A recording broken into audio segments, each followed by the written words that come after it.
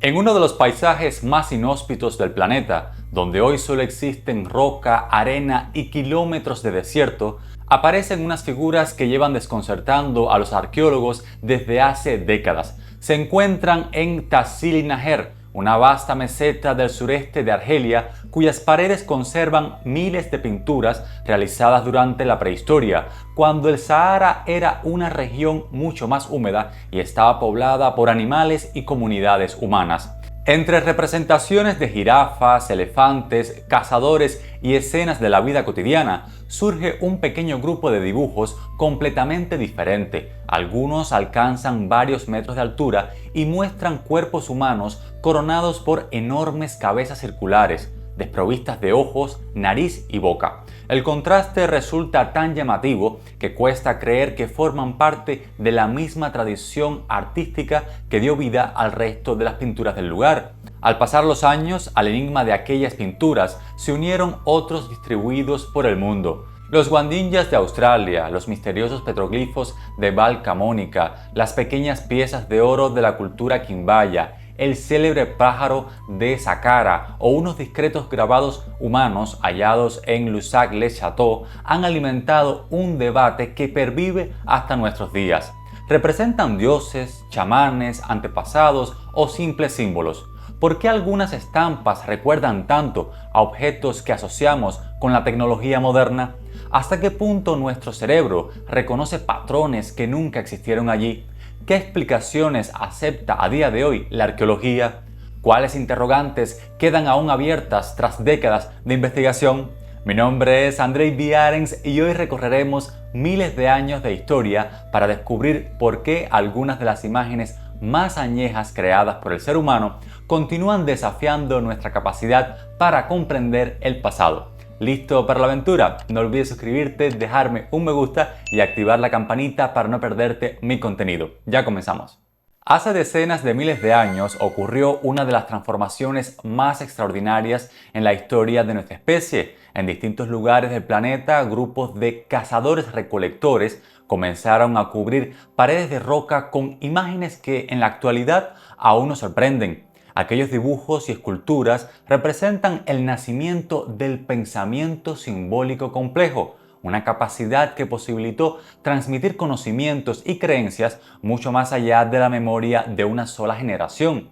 Las evidencias más antiguas conocidas continúan ampliándose con cada nuevo descubrimiento. En la isla indonesia de Sulawesi, varias escenas realizadas por Homo sapiens han sido datadas hace al menos 51.200 años mediante análisis de uranio-torio aplicados a las capas minerales que cubren las pinturas. Algunas muestran figuras humanas interactuando con animales salvajes y constituyen las escenas narrativas más antiguas conocidas hasta el momento. Así se demuestra que el pensamiento simbólico ya había alcanzado un elevado grado de desarrollo muy poco tiempo después de la expansión de nuestra especie por Eurasia. Milenios después, durante la existencia de la cultura auriñaciense, hace entre 36.000 y 32.000 años, otros hombres decoraron la cueva de Chauvet en el sur de Francia. Sus paredes conservan centenares de representaciones de leones, rinocerontes lanudos, mamuts, bisontes y osos. Resulta llamativo que gran parte de esa fauna apenas formaba parte de la dieta habitual de aquellas comunidades. Los creadores presentaron especial atención a los grandes depredadores, algo poco frecuente en el arte paleolítico. La cueva quedó sellada por un derrumbe natural durante más de 20.000 años, circunstancia que permitió conservar uno de los conjuntos pictóricos más espectaculares jamás descubiertos. Otro gran referente aparece en Altamira, en el norte de la península ibérica. Sus famosos bisontes policromos fueron realizados durante distintas fases del Paleolítico Superior, entre hace unos 36.000 y 14.000 años. Cuando el arqueólogo Marcelino Sanz de Sautuola presentó el descubrimiento en 1880, numerosos especialistas rechazaron su veracidad porque consideraban imposible que seres humanos en tan remotos tiempos hubieran producido un arte de semejante valía. Décadas después, nuevos hallazgos demostraron que todo allí era auténtico. Eso transformó para siempre la visión que habíamos concebido sobre las capacidades intelectuales de nuestros antepasados. Algo parecido sucedió en Lascaux, hallada en 1940 por varios adolescentes cerca de Montignac, en Francia. La mayor parte de sus pinturas pertenece a la cultura magdaleniense, hace unos 17.000 años. Más de 600 figuras animales cubren las galerías de la cueva junto a cerca de 1.500 grabados. Caballos, uros, ciervos y bisontes dominan la decoración con un naturalismo extraordinario. De ahí que por mucho tiempo prevaleció la idea de que el arte paleolítico reflejaba en lo fundamental el mundo animal. Sin embargo, ese razonamiento quedó superado cuando los arqueólogos analizaron con mayor atención otro reducido conjunto de imágenes. Justo en Lascaux aparece una de ellas. En una galería apartada se conserva una escena que retrata a un personaje con cabeza de ave que yace frente a un gran bisonte herido. Al lado hay un bastón rematado por una figura de otro pájaro. Ninguna otra composición semejante se conoce dentro de la gruta y muy pocas poseen paralelos en todo el Paleolítico europeo. La polémica alrededor de ella aún no cesa. Incluso más incomprensible resulta la figura conocida como el hechicero, localizada en la cueva de Trois-Fres en los Pirineos franceses. Fue documentada por el abate Henry Broll durante la primera mitad del siglo XX y suele fecharse en torno a los 14.000 años de antigüedad. El dibujo parece combinar rasgos humanos con astas de ciervo, orejas puntiagudas, cola de caballo y extremidades difíciles de clasificar. Según la interpretación de Broll, se trataba de un chamán realizando un ritual. En tanto, otros especialistas proponen que representa una divinidad, un ser mitológico o una narración cuyo significado se perdió hace miles de años. Sin embargo, ninguna de esas deducciones ha logrado reunir un consenso general. El tercer ejemplo procede de un contexto distinto. En 1939 apareció dentro de la cueva alemana de Hollenstein-Stadel una escultura hallada en marfil de mamut que había quedado fragmentada en más de 300 piezas. Tras décadas de reconstrucción, emergió una figura compuesta de cuerpo humano y cabeza de león de las cavernas. Su autoría se debe a individuos pertenecientes a la cultura auriñaciense y fue elaborada hace unos 40.000 años, por lo que constituye una de las esculturas figurativas más antiguas conocidas. Su sola existencia corrobora que aquellos seres humanos podían combinar mentalmente características de distintos seres para crear entidades que jamás habían existido en la naturaleza.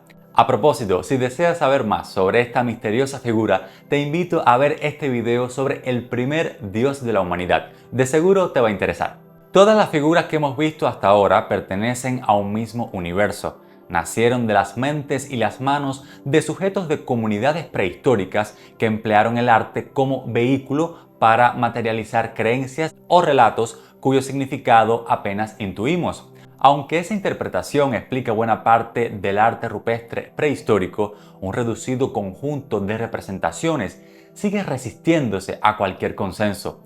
Sus autores habitaron regiones y periodos muy distintos, pero algunas de sus figuras representan semejanzas que continúan desconcertando a los investigadores.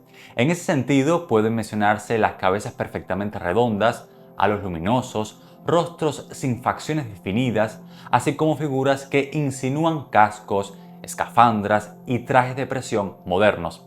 ¿Se trata solo de una coincidencia visual? ¿Conocemos el significado real que tuvieron para quienes las pintaron? ¿Hasta qué punto las deducciones actuales son fieles al pensamiento de aquellas sociedades y hasta dónde traducen nuestra propia manera de mirar hacia las épocas remotas? De todo ello te hablaré a continuación. Cada una de estas imágenes nos recuerda que el pasado todavía conserva más de una pregunta abierta. Esa misma fascinación por los enigmas de las civilizaciones antiguas fue una de las fuentes de inspiración para escribir mi libro Andreíadas. Aunque se trate de una obra de fantasía épica, muchos de sus escenarios, culturas y conflictos se basan en investigaciones históricas y arqueológicas como las que estamos explorando en este documental. Para que conozcas más sobre esta novela te dejo el enlace en la descripción de este video.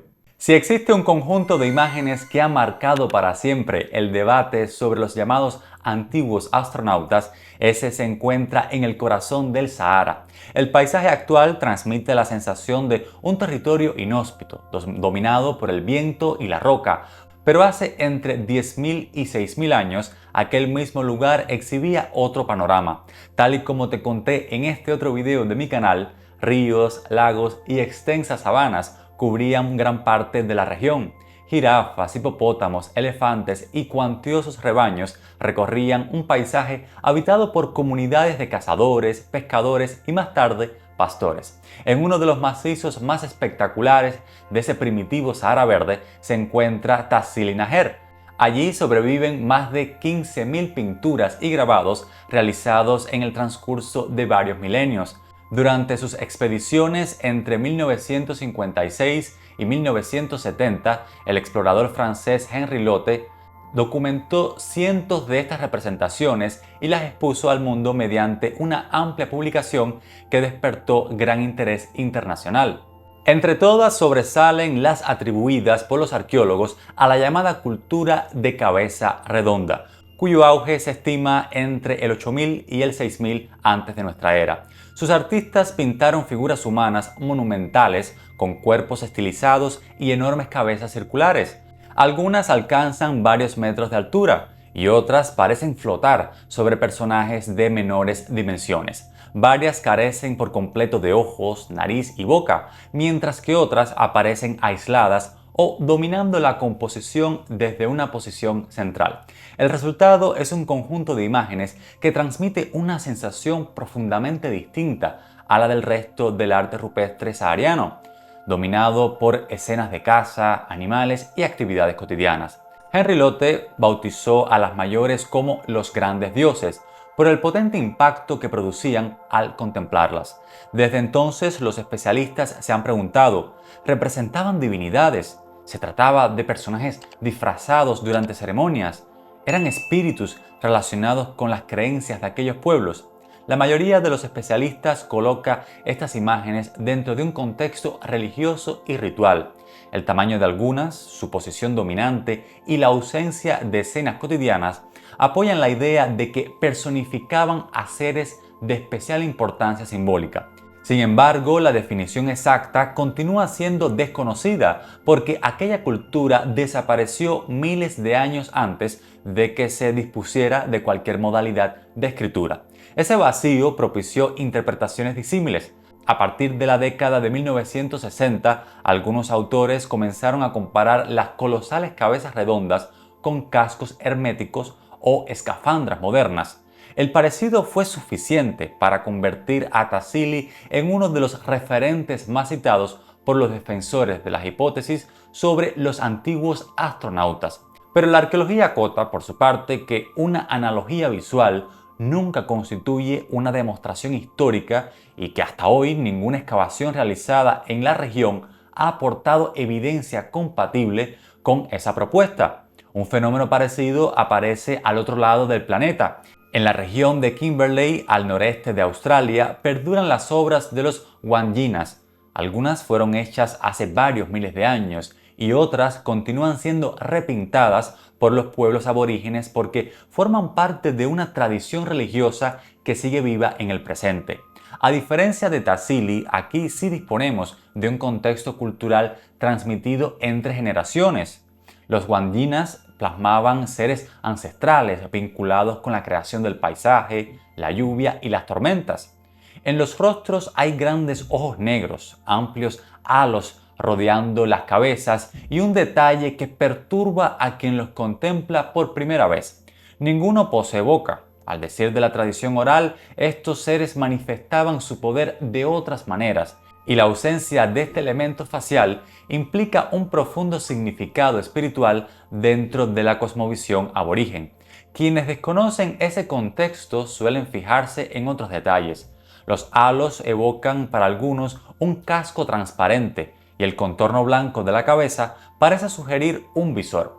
Una vez más, la similitud visual conduce a lecturas que varían en función del conocimiento previo de cada espectador. Si observaras estas imágenes sin conocer en lo absoluto sobre las culturas que las crearon, ¿habrías llegado a las mismas conclusiones que los arqueólogos o apostarías por la idea de los astronautas? Me encantaría leer tu opinión en los comentarios. Trasladamos ahora nuestro recorrido a la geografía del norte italiano. El valle de Valcamonica conserva más de 140.000 petroglifos realizados entre el Neolítico y la Edad del Hierro. Entre escenas agrícolas, guerreros, animales y signos se aprecian varias figuras humanas de cuya cabeza salen líneas radiadas. Para muchos arqueólogos esto alude a prestigio, elementos ceremoniales o símbolos relacionados con el sol, muy recurrentes en las creencias de las poblaciones alpinas de la Edad del Hierro. En cambio, hay estudiosos para quienes resulta inevitable compararlas con cascos provistos de antenas o dispositivos luminosos. La imagen se ha mantenido igual desde hace más de 2500 años, pero no así la mirada de quien la examina. El próximo ejemplo que te traigo se encuentra en Lussac-les-Châteaux, en el centro oeste de Francia. Su trascendencia está dada por revelarnos hasta qué punto unos pocos trazos pueden transformar nuestra percepción. En ese sitio aparecieron varios grabados paleolíticos fechados hace entre 14.000 y 15.000 años. Entre los motivos reproducidos hay rostros humanos dibujados usando unas pocas líneas impregnadas sobre piedra caliza.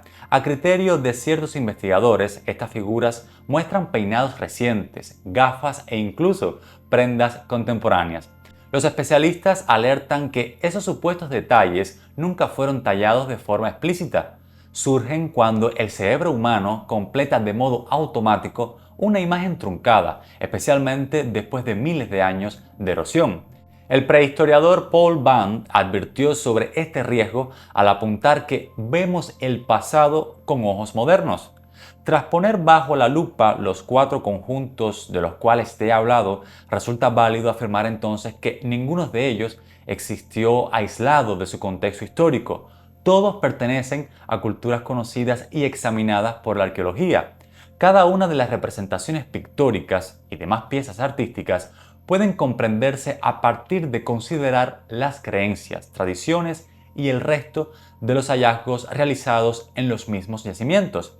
Sin embargo, en muchos casos desconocemos el significado exacto que sus autores quisieron transmitir. Tampoco sabemos por qué determinadas formas repetidas en continentes y en épocas muy diferentes resultan tan familiares para un observador del siglo XXI. Más allá de cuestionar si estas figuras representan astronautas o tecnologías avanzadas, la cuestión clave radica en conocer por qué nuestro cerebro establece de modo casi automático esas asociaciones y hasta dónde esa forma de interpretar las imágenes coincide con la intención original de quienes las crearon hace miles de años. Hasta ahora solo hemos contemplado pinturas y grabados sobre roca, pero ¿qué ocurre cuando aparecen objetos tridimensionales cuya forma parece sorprendentemente aerodinámica? ¿Por qué algunos ingenieros decidieron construir réplicas para ponerlas a prueba? ¿Qué demostraron aquellos experimentos y cuáles fueron sus principales críticas? Quédate porque en breve te hablaré de ello. Algunas de las investigaciones más interesantes sobre el mundo antiguo rara vez encuentran suficiente espacio en un documental de YouTube. Por eso en Patreon comparto videos de contenido exclusivo donde profundizo con mucho más detalle sobre los descubrimientos arqueológicos, las fuentes originales y los debates históricos. Si disfrutas de los análisis más reposados y quieres formar parte de esta comunidad, allí te estaré esperando. Quiero aprovechar para dar las gracias a mis actuales mecenas y a los miembros de pago del canal. Desde aquí les mando un fuerte abrazo.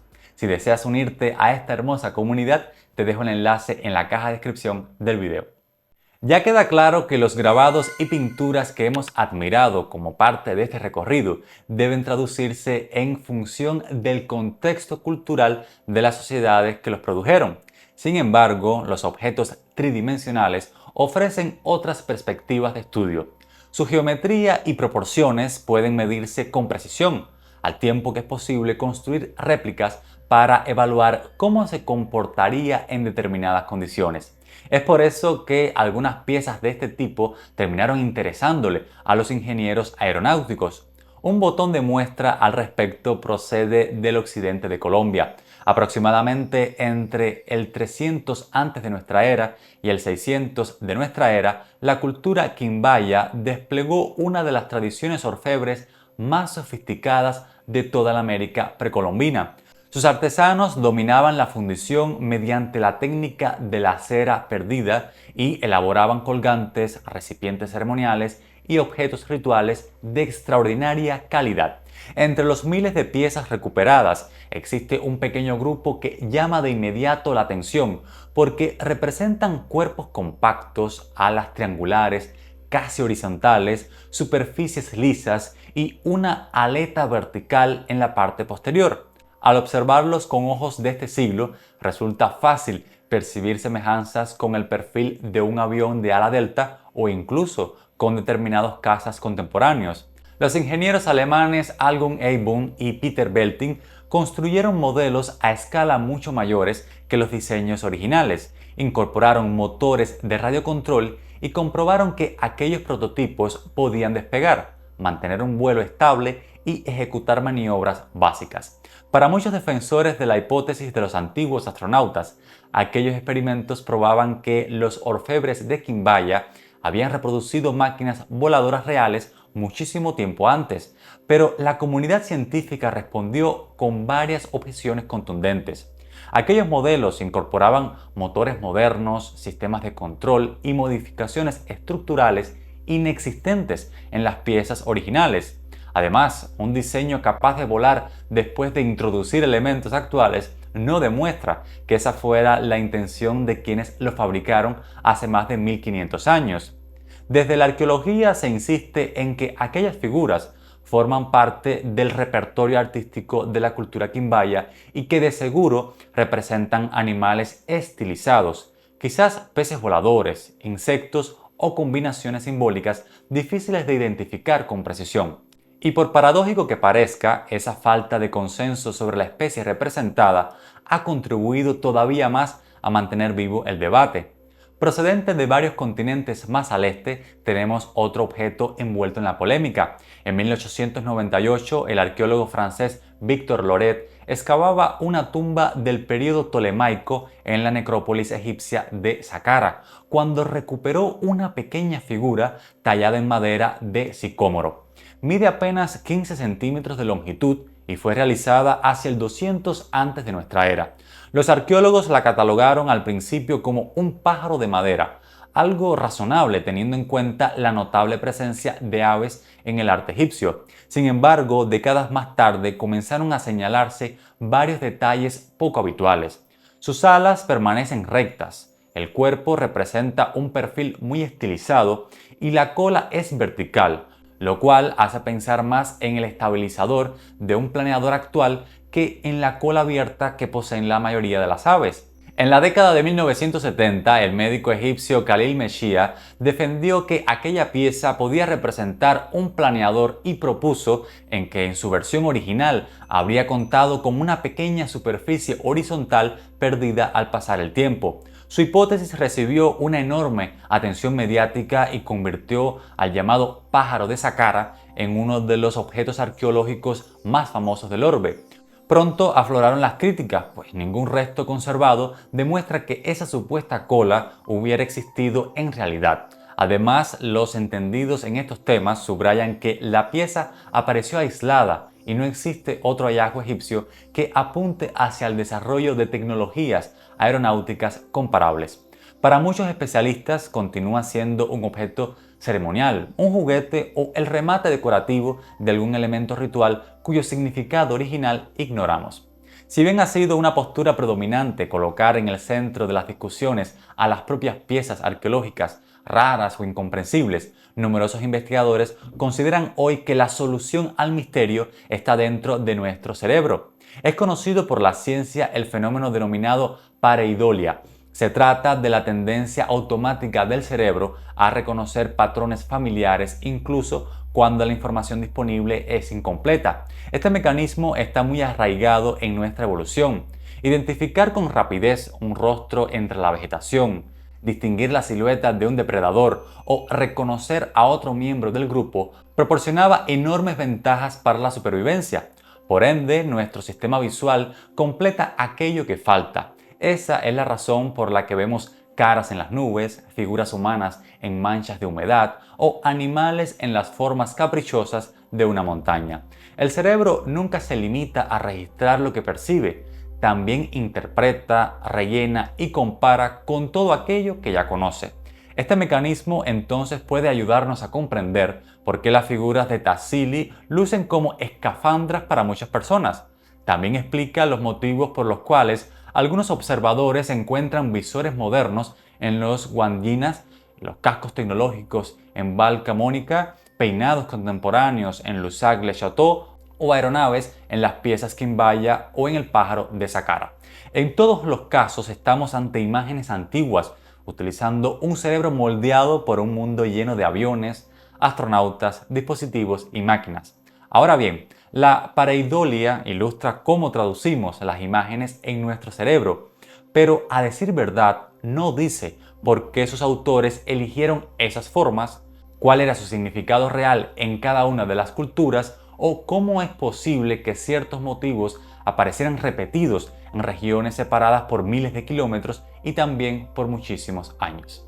El desafío resulta entonces comprender los resortes que operaron en las mentes de quienes crearon estas figuras y también analizar el funcionamiento del cerebro de los que intentan interpretarlas en la actualidad. En el siguiente bloque te explico todo esto. Tras más de un siglo investigando estas pinturas y objetos, cabría esperar que la mayoría de sus secretos se hubieran develado.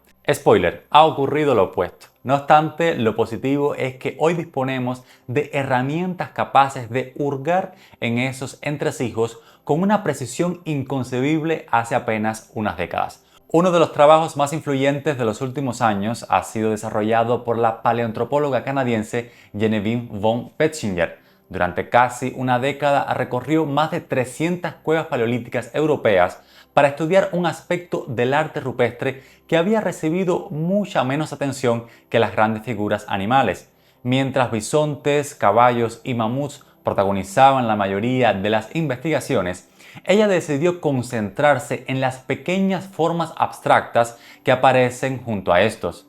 Ella catalogó 26 signos geométricos principales repetidos de manera sistemática desde la península ibérica hasta la Europa oriental. Líneas, puntos, claviformes, escaleriformes, triángulos, manos negativas y otros motivos aparecen asociados a yacimientos separados por miles de kilómetros. Algunos de ellos ya existían hace unos 40.000 años y continuaron utilizándose durante más de 20 milenios con modificaciones mínimas. La primera inferencia de este descubrimiento sustenta el hecho de que aquellas sociedades mantenían una extraordinaria continuidad cultural en el transcurso de incontables generaciones. Ese repertorio simbólico sobrevivió a cambios climáticos y ambientales, así como a desplazamientos poblacionales. Pero, ¿qué información transmitía? Las hipótesis actuales son múltiples. Se propone que podrían señalar lugares de reunión estacional o rutas de desplazamiento.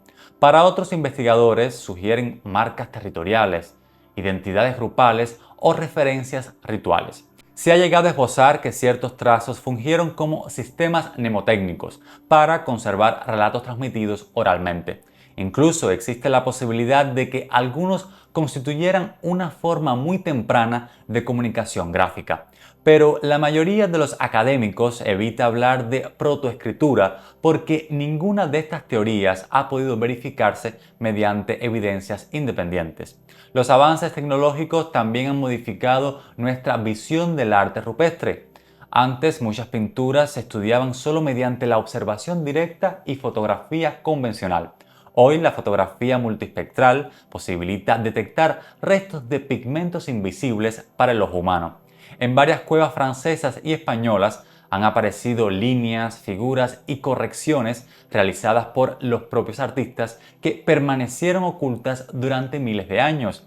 Algunas composiciones, consideradas simples escenas aisladas, han resultado formar parte de conjuntos de mayor magnitud.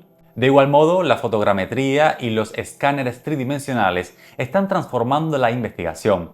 En Chauvet, por ejemplo, los modelos digitales de alta resolución han permitido reconstruir con precisión casi milimétrica la secuencia de ejecución de determinadas figuras. Los arqueólogos han comprobado que algunos artistas preparaban previamente la superficie raspando la roca, utilizaban el relieve natural para crear sensación de volumen y superponían distintos trazos con una planificación muy cuidadosa. En algunos paneles, como el célebre panel de los leones, los exámenes microscópicos indican que varias figuras fueron realizadas en momentos distintos, lo que sugiere una tradición artística mantenida durante generaciones. Las técnicas de datación también han obligado a revisar nociones aceptadas durante décadas. La aplicación del método de uranio-torio sobre las costras de calcita ha logrado fechar pinturas rupestres sin necesidad de analizar directamente el pigmento. Gracias a esta técnica se descubrió que algunas representaciones de la península ibérica poseen más de 64.000 años de antigüedad. Si esas cronologías continúan confirmándose, parte de ese arte habría sido hecho por neandertales, ampliando de manera extraordinaria nuestro conocimiento sobre sus capacidades para la producción simbólica. Con el empleo de la inteligencia artificial se están vislumbrando asimismo resultados prometedores.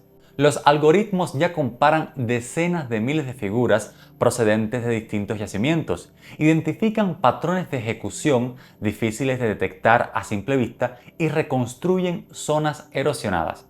En lugar de sustituir al arqueólogo, estos sistemas contribuyen a formular nuevas preguntas y a localizar relaciones que más adelante deben comprobarse en el trabajo de campo. Todas estas investigaciones han reabierto algunas hipótesis mucho más específicas. Una de las más conocidas concierne a la cueva francesa de Pechmerle. En varios segmentos aparecen agrupaciones de puntos distribuidas alrededor de caballos y otros animales.